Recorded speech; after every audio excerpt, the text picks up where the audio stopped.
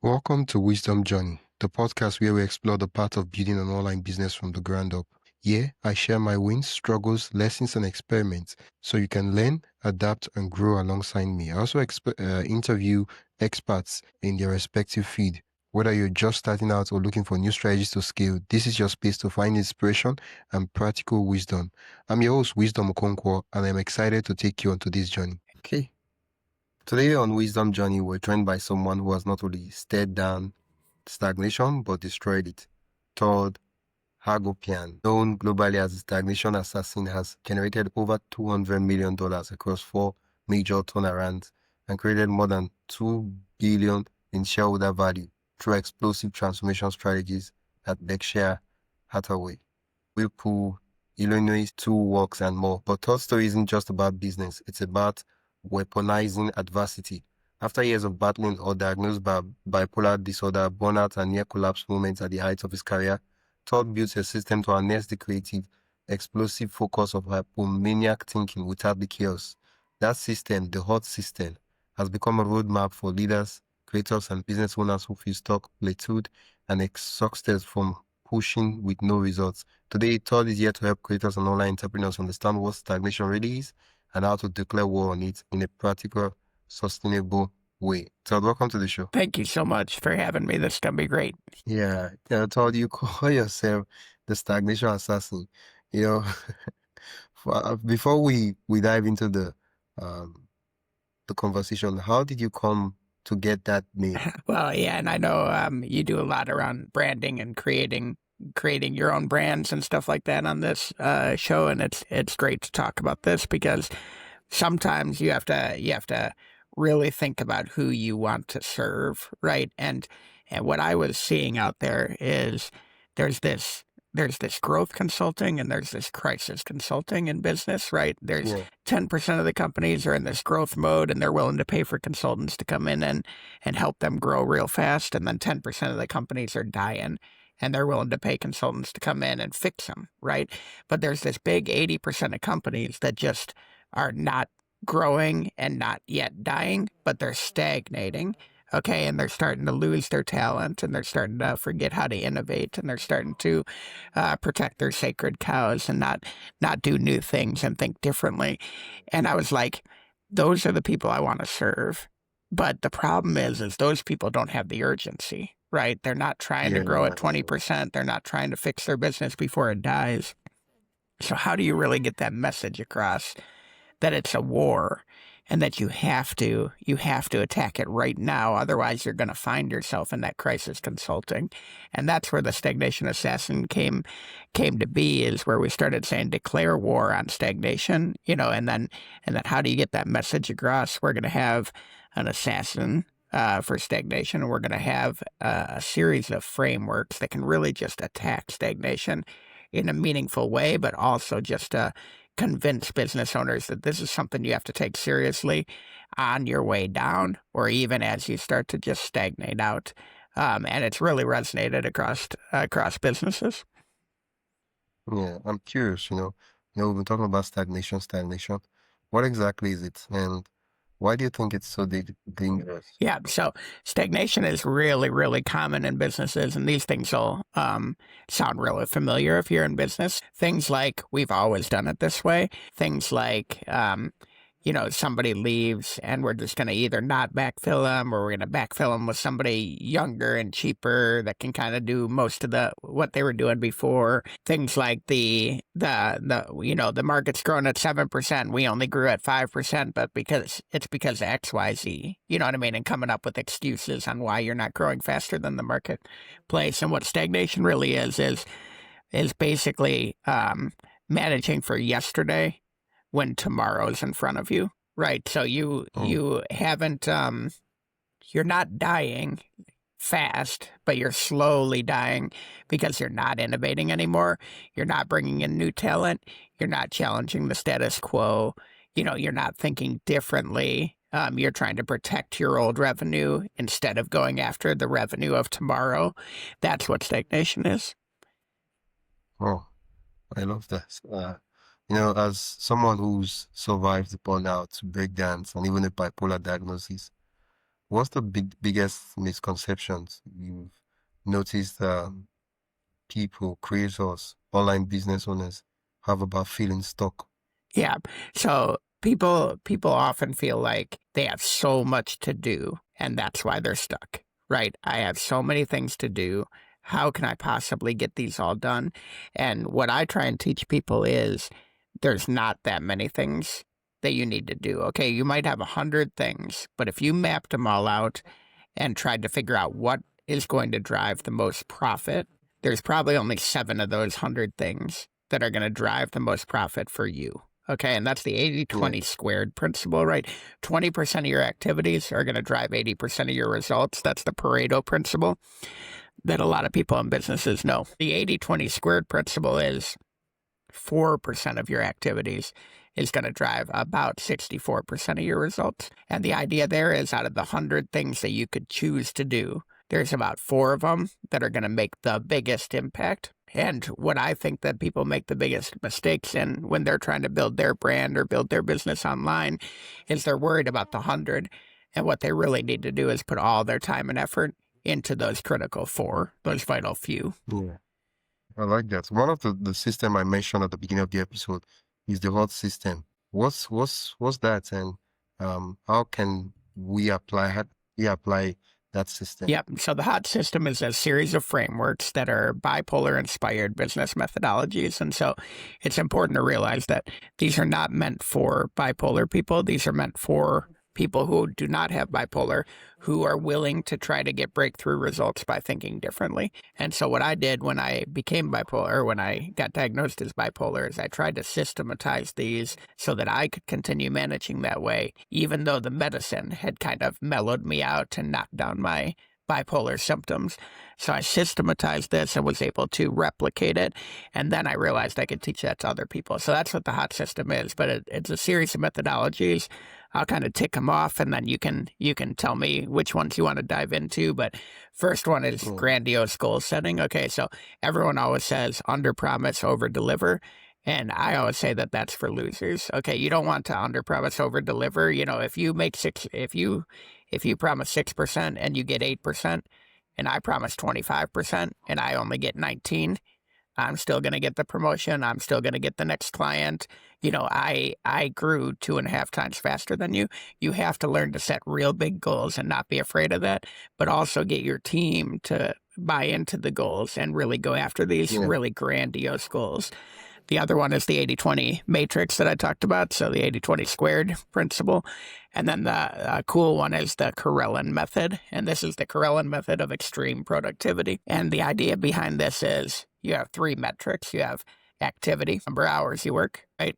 You have efficiency, how efficient are you during these hours? And then you have focus, how focused are you during these hours? The activity, we can all work more hours, right? That's one lever to pull. The efficiency are things like systematizing, automating, using AI, sourcing, or just plain killing different things that you don't want to do anymore because they're not helping your business grow.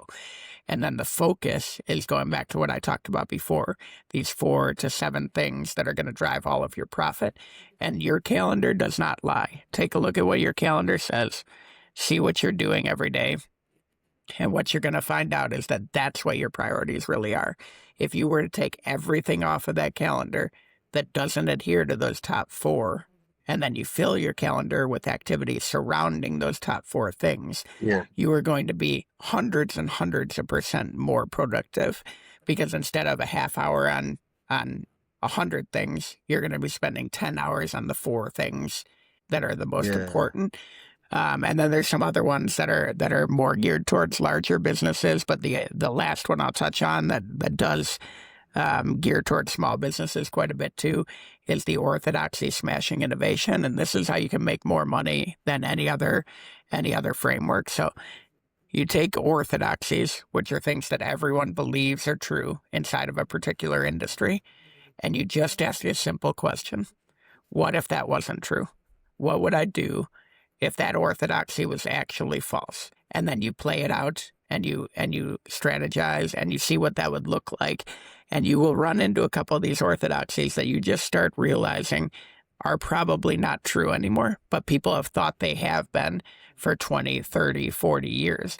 And this is where you can make more money than anywhere else in business, is if you take an old, boring business and you smash an orthodoxy and you start doing something different before anybody else does.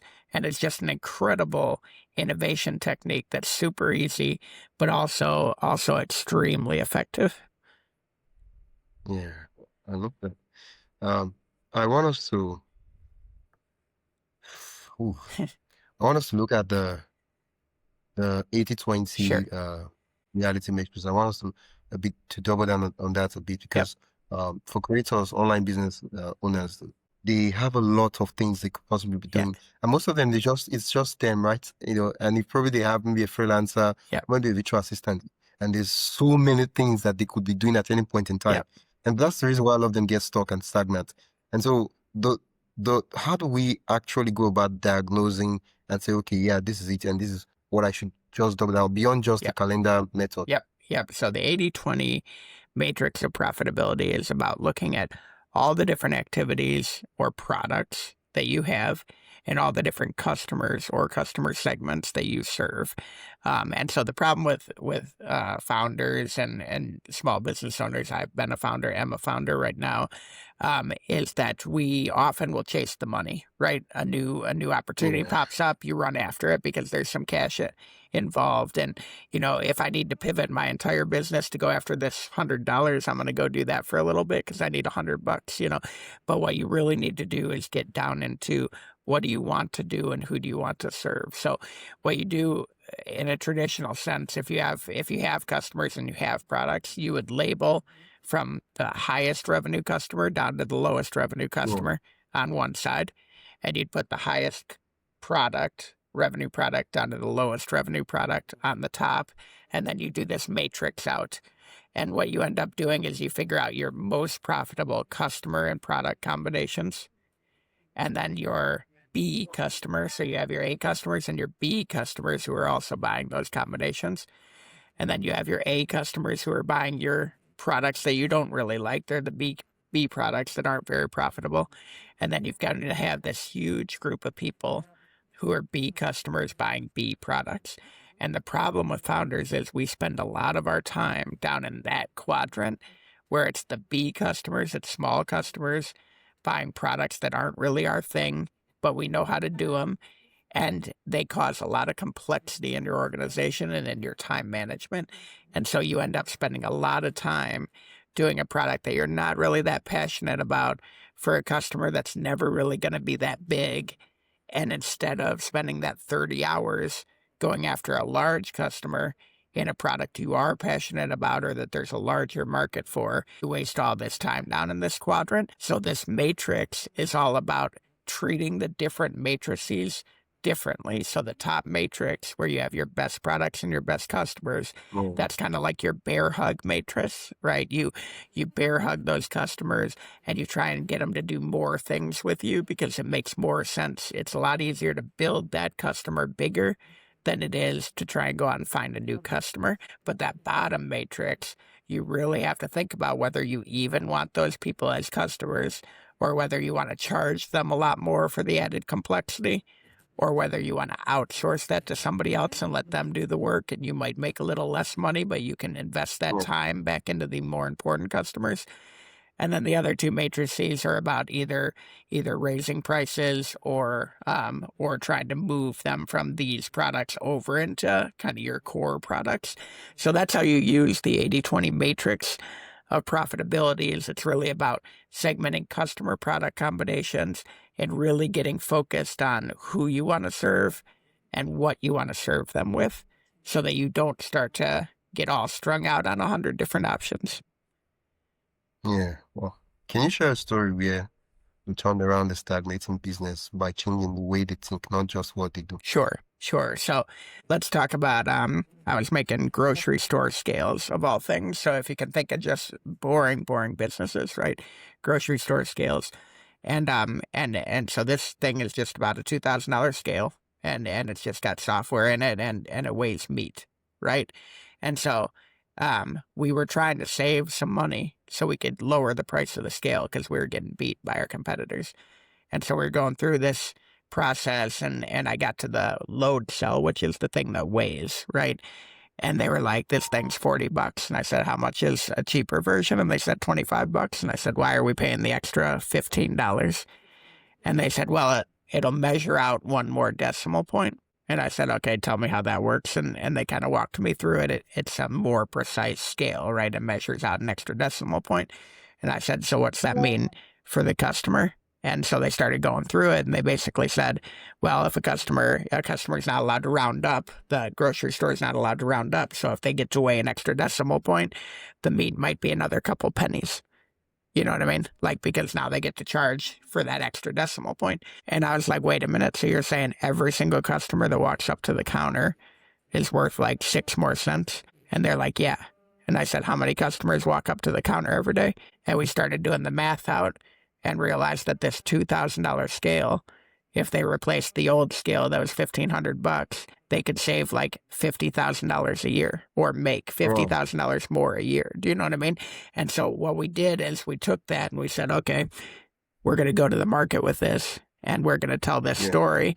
And instead of selling one scale at a time, every time a scale breaks, we're going to tell these guys that they need to replace all 2,000 scales in their fleet, in their 500 stores. Hey, quick break.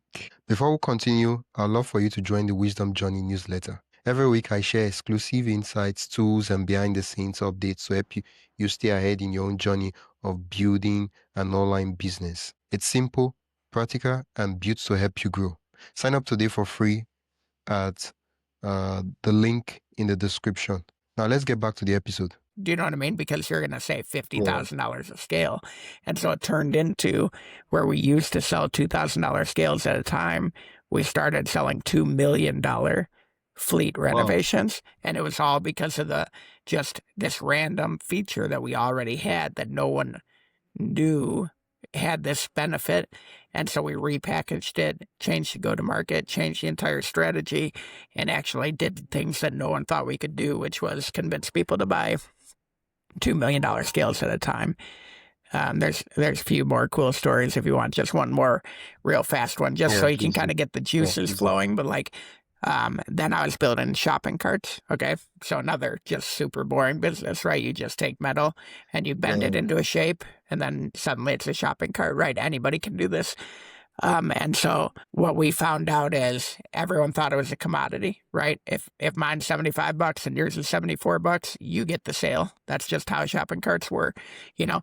And so what we did is we actually went to the customer's customer and did a survey and basically asked all these shoppers. So our customer was the retailer, Walmart, you know what I mean? We asked the Walmart shoppers, what happens if you get a shopping cart with a bad wheel? Like, what do you do? And 17% of people said that they will stop shopping and leave. So, and then 81% of people said that they had done that at least once. And so it was like 81% of people that walk into your store have left at least once.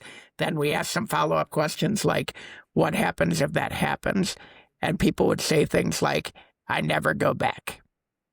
And so, and then we would go to the grocery store. So we'd be like, here are the data. You know, if you've got a bad wheel in your fleet, so you have 200 carts out there. If you have a bad wheel, somebody comes in, they leave that cart there and they walk out. That just cost you $80. And then what does your employee do? They take it and they put it right back in at the front of the line. And another person grabs it and another person grabs it all week long. And you're keeping these things in your fleet for 7 years. And so what we did is we taught them that they need to replace every 3 years. So if we used to replace every 7 and now we replace every 3, our revenue just more than doubled. Same exact product. We didn't spend $1 more, but you double your revenue. What are some signs that a creator, I keep using the word creator because most of my I get it. Most of the businesses what are some signs that they're entering stagnation? Right. Yeah, so for example, if you were growing a lot before and suddenly you're not growing at all, or you're starting to shrink, or your comments have started to stagnate out. It's the same group over and over again, or some passionate portion of your group is not interacting anymore. Those are all signs of stagnation. Another thing that creators can run into is just algorithm stagnation. You know what I mean? Something that they were doing before was working and now it's not working anymore.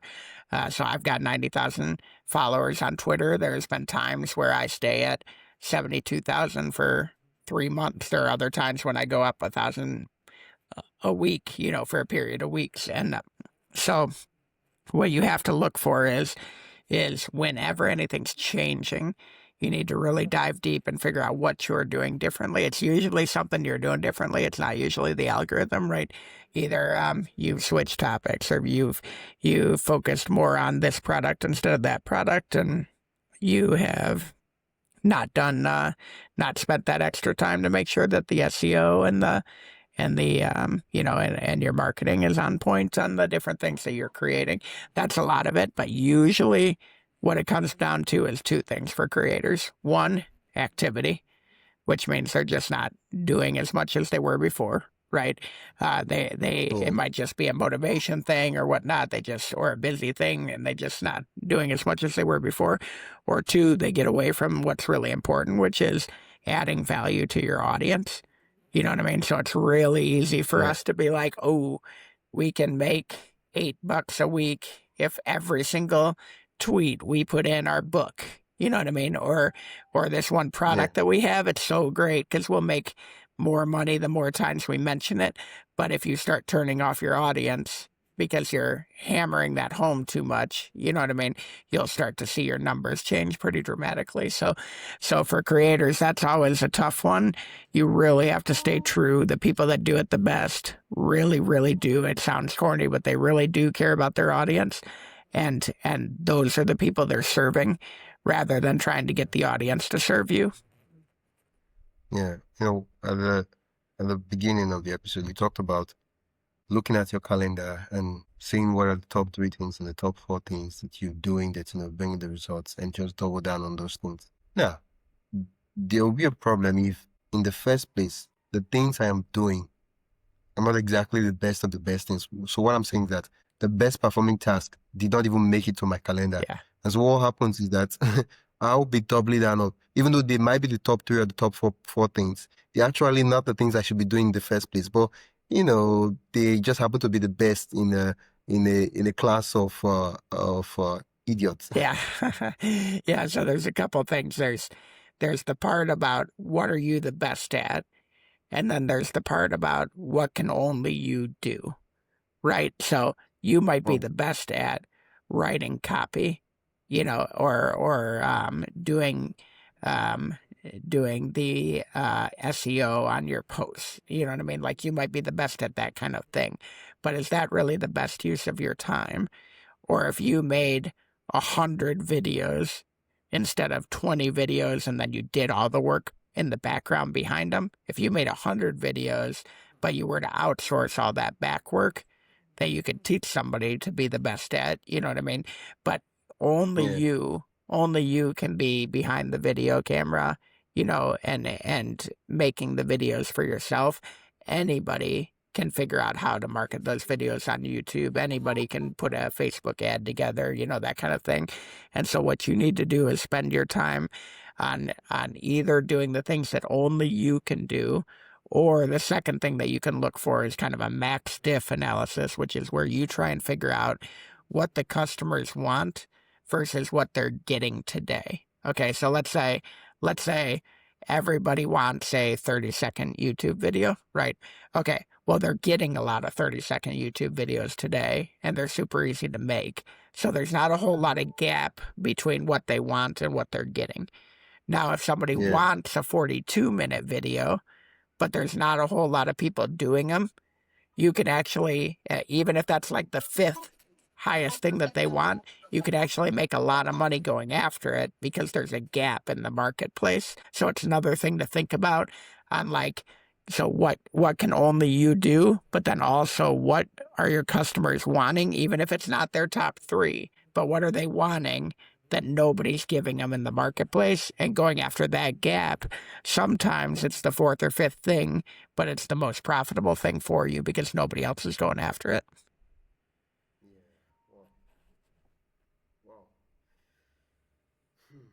I know this question I'm about to ask, it might sound like I've asked it before, That's okay. but I need to revisit it because I really want you to hit it, right? I want us to, as the assassins, when you go for an assassination in these movies, you don't get paid. Said the person actually dies, right? It's not like, oh, you shot him in the hand and it's like, it's like, well, this is the hospital. Well, I did. I'm like, nah. We had you to finish the job. Okay. I'm going to use myself as an example. Recently, I've had all these ideas, all these things I need to do, right? And I'm at the point where it's not like I have a business that I have customers, so I need to be good. I'm actually starting more like I'm actually creating a business, Sure. right? Okay. So that I can, a legit actual business, not, okay, this is an online thing. And I've had these ideas and I'm not even talking about multiple ideas of things to do. I'm talking about, okay, this is the thing. This is it. But then I'm like, okay, there's so much stuff I need to put up. I need to do this. I need to put this. I need to do this. And I'm like, I know the things to do. It's not like I'm not clear. I know what to do. But then I'm like, I should just sleep. Too much. Yeah.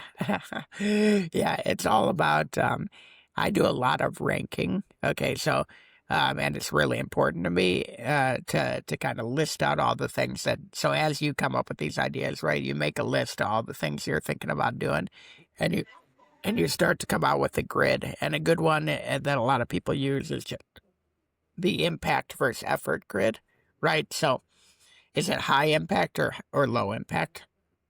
And is it high effort or low effort? And what you can do with those 20 things that you are thinking of is what are the ones that are high impact but low effort that you could do really fast but will make a big difference? You know what I mean? And then what are the ones that are high impact and high effort that will take a lot of work, but at least they're going to pay off. And if you start to look at those and kind of bucket them and be like, okay, I can do this one high effort thing this week, and I'll do these 3 low effort things this week, but they're all in the high impact bucket. So I'm going to get 4 things done that really make a difference, because what you're talking about, what people will usually do is 1 of 2 things, and it depends on what type of person you are, right? One, they'll go after all the super easy stuff, even if it's not high impact, right? I know I can get it done, so I'm going to do it, and it makes no difference, but at least I'll be checking stuff off my list. That's one type of person. The other type of person is the opposite, and they're the ones that are like, I am going to tackle the hardest thing first. I don't care if it makes me money. I don't care if it's the thing I should do first, but it's the hardest one, and I know I can do it, so I'm going to go and do it, and good for you. Those are hard things to get going, and some of us are like that, but you really want to be purposeful if you're going to spend 40 hours on something to make sure it comes back and helps you start that business. You know what I mean? So that when you're just getting started, that impact effort grid is really important. So for example, I'm building a brand right now around some books I have coming out, and I did this and I said, okay, this is what I'm going to spend my time on. I'm going to be launching books for 15 months. So I'm only going to do things that will pay dividends for 15 months. So that tweet I just made, that's going to be in the Ethernet for like a minute, and then no one will ever find it again. You know what I mean? They're not going to be able to go back and find this tweet a year later. But a YouTube video, they can search it. It comes up. It's going to keep paying dividends. They actually get more popular later on because they have 200 views instead of 0.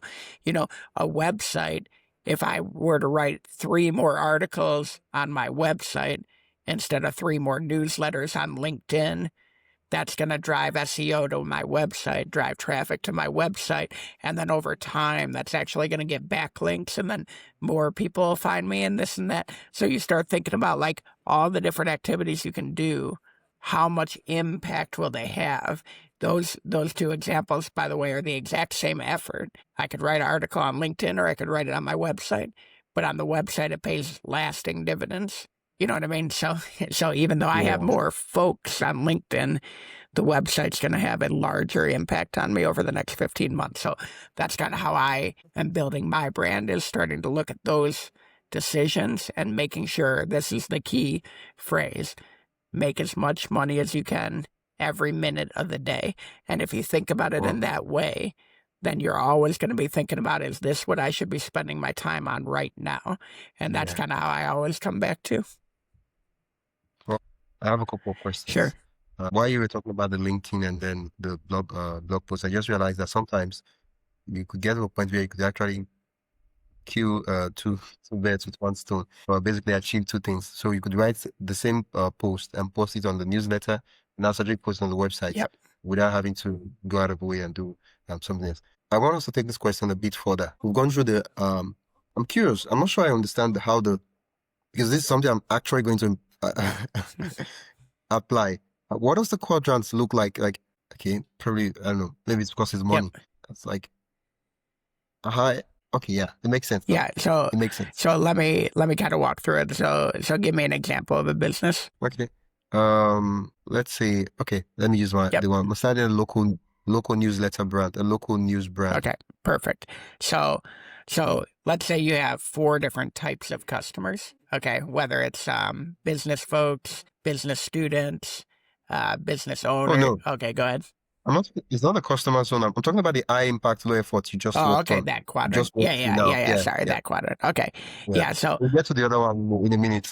yep. Okay, so that quadrant. So and so you think of all the different things that you could do for that newsletter. So let's say you could put that newsletter on LinkedIn. You could put it on Substack. You could put it on your own website. Okay. So let's take those 3 for a second. LinkedIn's super easy, right? You've already got your folks on LinkedIn. So it's low effort, but it's probably low impact because you don't own those email addresses. If Yeah, everybody signs up for it, you don't get email addresses. You can just only hit them on LinkedIn, right? Um, and uh, and they're not coming back to your website because no one clicks off on LinkedIn and goes back to your website. It just doesn't happen very much. Okay, so that's low yeah, effort, low impact. Now, the Substack, that's going to be a little bit more effort because you're managing a different a different yeah, area, but you do get their email addresses. But it's also pretty hard to get people to your Substack without having a base camp. You know what I mean? So it's yeah, probably a little bit higher effort, but a little bit higher impact because you get their email addresses. Your website is going to be the highest effort because you have to spend money, you have to spend time, you have to make sure your website works. You have to have somebody either design the website so you can make the article or you do it yourself and get the article up there. And then you have to do the SEO around it because people don't just automatically go to your website like Substack or LinkedIn. So that's going to be the highest effort, but it'll also be the highest impact because once they come to you, you own their email address. You can bring them back to the website. You can add new stuff to the website. On your own website, you can have calls to action where they buy stuff, from you and things like that. So those are kind of 3 different things of the same exact article you're going to write. 3 different executions that have different impact versus effort equations. Does that make sense? yeah. It makes sense. Now, for the next stage would be someone who has the privilege of having members of the team. Maybe not that big, well, maybe 2-3%, in the team. And they're like, okay, how do I segment it such that I know what to actually give the team to do versus I'm not just, there are low effort things, but then there are also other things that the team should not even be working on because there are better things they should be working on. Yep. Yep. So the way I would look at that is you still do the same grid. You take the ones that only you can do. And then the other Oh, ones that are the high impact, even if they're high effort or low effort, doesn't matter. You match people up with their strengths, right? So if somebody's really good at XYZ, you shove the high impact ones into theirs, whether it's whether it's low effort or high effort, it's just the high impact ones go to them. Low impact ones or high impact ones where you don't have the skills on your team, which happens a lot when we have small teams, right? We just don't have anyone who's good at emailing. Okay. If that's the case, then you look for outsourcing options. And so a lot of times, and especially in today's gig economy, right, there are very, very cheap options out there for almost everything you're trying to do. And too many of us founders try and do it all ourselves because we think we can learn it. It'll be cheaper. It'll be free. It'll be this and that. But if you've ever tried to paint your house, right? and you've never done it before, it's like it'll be so easy, or build a garden, right? It'll be so easy, and I'll just go and buy the stuff and do it, and you end up spending like $1,000 to build this garden. Yeah. And then your neighbor's like, oh yeah, I just gave this guy $150 and he came in and built the whole Oh, garden for me. You know what I mean? Why? Because he builds gardens for a living. You know what I mean? There are people out there who are good at this stuff. And so if it is not in your wheelhouse, or if it's low impact, then you immediately go out and outsource it to other people. But if you do have people that can do it, then you dole that out based on their strengths. Don't try and fix people's weaknesses. It takes too much effort, too much time. If your team is not good at it, farm it out or bring in somebody who is, and that's the best way to get it done. from what we've just discussed, it's become obvious that when we feel stagnant, the first thing we should do is take a piece of paper and just write down the things we think we ought to be doing, or the things that are like looming and hovering over our head, and get it down on paper. That way we can make a decision. Because I feel like a lot of the time when I feel overwhelmed is I hesitate to actually take that step. And when I do take the step, I know that it does change. Things become better. Yeah. And it's a really interesting thing. And I'll tell you a story from early in my career. I used to do that. I used to always write down, 10, 15, 20 things that I had to get done. And I would just go through and mark them off as I got them done. You know what I mean? And one of my bosses came to me and said, listen, do this, do that same thing you're doing, but then rank them, first of all. So that you're doing the same kind of ranking, but this was just a 1 through 15. You mean? And then he goes, cross out everything but the top 5. So it's almost the same thing I'm telling you, but it was in a different context. And he goes, cross out everything except the top 5 and just don't even worry about them. Because what'll happen is you'll never get the top 5 done if there's 10 other easy things there on your list to do. You know what I mean? And you'll never be able to, those 10 things that you're going to do are not as valuable as the top 5. So focus on the top 5, get them done. And so now when I do engineering and whatnot with larger teams, I got a 150-person team right now. When I do engineering right now, we do this, and there might be 80 projects that we want to work on. We only let ourselves work on 10 at a time. And what it makes yourself do is you look at the 80, you figure out what your top 10 are, and the only time something new gets to go on the list is if you finish one, then you take it off and you bring something up, you promote something back to the list, or you decide that this one isn't good enough anymore. It's not worth it because something's changed, so you take it off and you put something else on the list, or this new thing got in here that's like super, profitable, like something big just came up, and then you have to decide what gets off the list. And it makes you constantly say, what are the top 10 today? Not a month ago when I came up with the list, not the top 10 things that my customers think. It's what are your top 10 things that'll make you the most money right this second? Those are the only things that should be on your list, and everything else should be off of it. I love this method, because what that does is that it gets you to really evaluate that.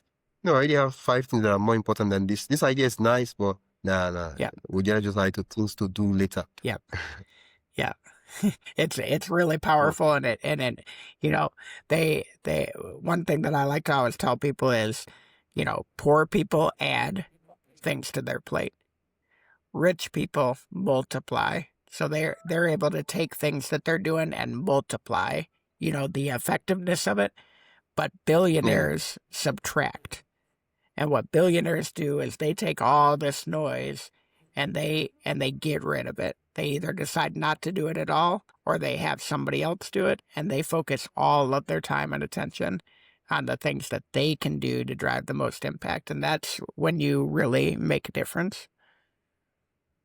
That's probably the very next implementable strategy to do is to go down and ask myself, what are all the 100, 1,000, probably all the things that are in my head that Yep. I feel guilty not doing, write them down, and then I cross off Yep. select the 5. Yep. And the remaining ones, I put them in my wisdom big list of That's right. things to do later. Yep. We call it the shelf. They don't go away. They just go up on the shelf. You know what I mean? And it could be that something changes, and 2 weeks from now, that thing's really important and it finds its way into the top 5. You know what I mean? But for right now, it's on the shelf. And then whenever there's an opening, you go back to the shelf and you look and see, what is the next big thing that we're going to bring into our portfolio. So yeah, and I don't feel guilty. Yep. I don't feel like I'm lacking. I don't feel like I'm falling behind, because I know that I have made strategic decisions to take the things that would actually move the needle. And I know that as long as I do this, I would have won, irrespective of the fact that I didn't do 100 and 200 things. Yep, 100%. And it's so powerful, because if you don't do it, you're going to automatically either go towards the easiest things or towards the things you like to do the most. And usually neither of those things are what you should be working on. Usually it's something different. Yeah. Well, wow. I really, really, really love the probably what we'll call it now, I think there's another matrix that I've heard of. It's called the Eisenhower matrix by one of the U.S. presidents. I'm not sure, right? And it says, what do you call it? There's one urgent, there's one important, and urgent, important, urgent, not important, and it says, I think it says the things that are not important, not urgent, they delete them. It's very right, and very similar. Yeah, I can't even remember how he moved around that 4 quadrant, but something along the lines of that. And there's another one. There's another real good business one that was based off of that president's matrix, and what it is the reversible and non-reversible decisions, and then high impact and non-high impact decisions. And if you think about it that way, if there are decisions that you can reverse real quick if they don't work, then you can start thinking about how much time to put towards different things, right? Because if something is non-reversible, once you do it, you can't get it back. You know what I mean? You can't change it. Then you do have to spend the proper amount of time and energy on a non-reversible, high-impact decision. But if something is reversible and high impact, you can go hard and fast and get that thing done, knowing that you can change it afterwards, or you can change it later without getting yourself into trouble. So there's all kinds of matrices that you can think about your decisions in different ways, and all that they are frameworks so that you can think about how to make the decision and have something to judge it against, so that it's not just you deciding, it's not, your AI tool telling you what to do. It's just, it's legitimate, looking at them on paper, seeing where they rank, and making a call on what you're going to spend your time doing. Yeah, I really love that. Now, you talked about you were working on your book, and I'm curious. Can you tell us a little bit on that project? Sure. Yeah. So just high level, I got 3 books coming out, and they're all about business transformation. Okay, that's what I write about. The first book is business fiction. It's just a nice fiction novel that goes through somebody turning around a shopping cart manufacturer. So it's very, very relevant to people who are running businesses. You'll recognize a lot of yourself in that book. And the idea behind fiction is you'll be able to go back and be like, oh, remember in that chapter, he ran into this, and this is what he did to fix it, right? The second book is a nonfiction deep dive that goes all the way into those strategies and really tells you how to deal with those strategies and how to implement them. And then the third book is a measurement book on how to measure yourself. And that's where you talk about profit per minute and flow through and some of these other metrics that you can use to figure out if you're doing the right things. Yeah, well, thank you so much for the tips and the strategies. Because now, if listeners can take away one thing, why do I feel like talking about the takeaway from this episode? They should sit down with a few stagnants and write all the possible things they could be doing. And I think there's one thing I would like to add to it is I think there are certain areas where Yeah, that's what you talked about it, where you said, look at the thing, realize if you know about it, or if you have a team that can do it, if you need to hire someone, bring someone in, or probably if you need to consult someone to give you directions of what to do, probably because you can't afford to get someone. It's just way expensive. Yep. It's outside your budget. And you could probably get someone to talk to for 1 hour and say, yeah, I told her I'm about starting this kind of thing. What do you think I should afford? What should I point? What are some resources I should consider? And the Todd is like, oh yeah, do this, and this. I'm like, yeah, sure. Now I know what to do. Yep. Yeah, there's so many of us out here that are willing to give free information, free advice, just have a quick chat, bounce something off of each other. We learn, by helping each other out. And A, it feels good. B, you get other people's knowledge, and if you can make it a win-win, you know what I mean, and think about what you can do for them on the way out, you can get a lot of good free information and reach out to your network. And it's one of the things that we're all good at in this founding kind of role, is to build that network out and meet people who know more than us about things. So yeah, well, thank you so much. I this is such a nice episode. I got this episode. This is the episode I needed right now, not yesterday, not tomorrow, but right now. Where can listeners learn more about the work you do and the books you've written, and also connect with you? Yeah, so the best place to get me is toddhagopian.com. So TODDHAGOPIAN.com. And I put a lot of free information out there, and this goes back to kind of, serving your listener and serving your audience. I give a lot of information away for free. I don't sell anything except the book. So if you have a question, contact me through that website, ask me the question, and I'll answer it. And then you can find my book on Amazon, pre-order. It's The Unfair Advantage by Todd Hagopian. And then I'm on Twitter. It's probably Twitter and LinkedIn are the two that I'm on most, and that's just Todd Hagopian on both of those. Wow. Thank you so much, Todd. I'll put the links in the description. Great. So listeners can go click and go directly to the site. It's been an absolute pleasure chatting with you. Yeah, thank you so much for having me. This was great. Yeah, thank you. Thanks for tuning into Wisdom Journey. I hope today's episode gave you practical steps and fresh ideas to keep moving forward. If you found value, be sure to subscribe and share this podcast with a fellow creator or entrepreneur who'd love to learn too. And don't forget to sign up for the newsletter and the link in the description for more resources, experiments, and lessons straight to your inbox. Until next time, keep building, keep learning, and keep walking your own wisdom journey. Yeah.